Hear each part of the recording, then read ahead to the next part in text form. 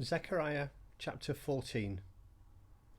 The day of the Lord is coming, Jerusalem, when your possessions will be plundered and divided up within your very walls. I will gather all the nations to Jerusalem to fight against it. The city will be captured, the houses ransacked, and the women raped. Half of the city will go into exile, but the rest of the people will not be taken from the city. Then the Lord will go out and fight against those nations, as he fights on a day of battle. On that day his feet will stand on the Mount of Olives, east of Jerusalem. On the Mount of Olives will be split in two from east to west, forming a great valley with half of the mountain moving north and half moving south. You will flee by my mountain valley, for it will extend to Azel. You will flee as you fled from the earthquake in the days of Uzziah, king of Judah. Then the Lord my God will come, and all the holy ones with him. On that day there will be neither sunlight nor cold, frosty darkness. It will be a unique day, a day known only to the Lord, with no distinction between day and night. When evening comes, there will be light.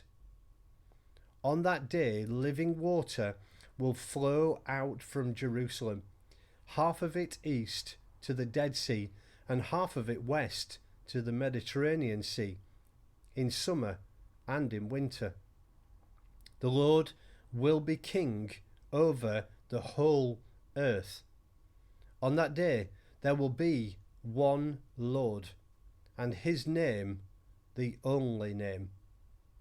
The whole land, from Geba to Rimmon, south of Jerusalem, will become like the Arabah, but Jerusalem will be raised up high from the Benjamin gate to the site of the first gate to the corner gate, and from the Tower of Hananel to the royal winepresses, and will remain in its place. It will be inhabited. Never again will it be destroyed. Jerusalem will be secure. This is the plague with which the Lord will strike all the nations that fought against Jerusalem. Their flesh will rot while they are still standing on their feet.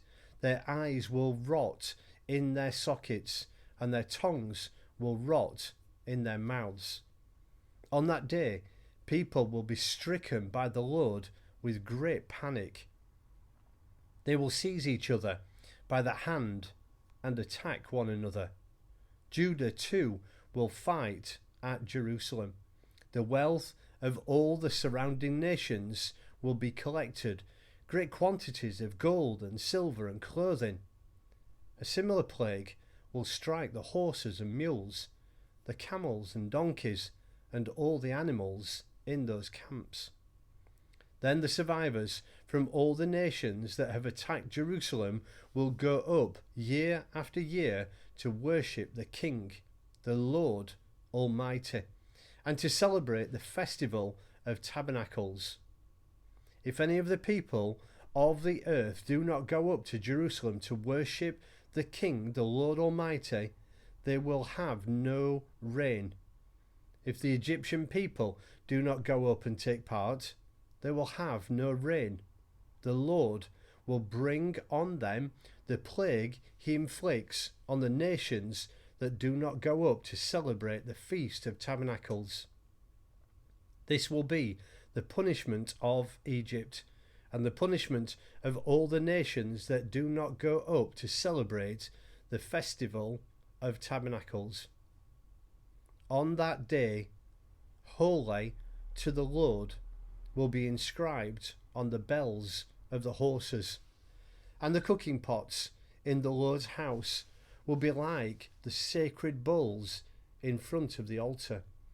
Every pot in Jerusalem and Judah will be holy to the Lord Almighty, and all who come to sacrifice will take some of the pots and cook in them. And on that day there will no longer be a Canaanite in the house of the Lord Almighty.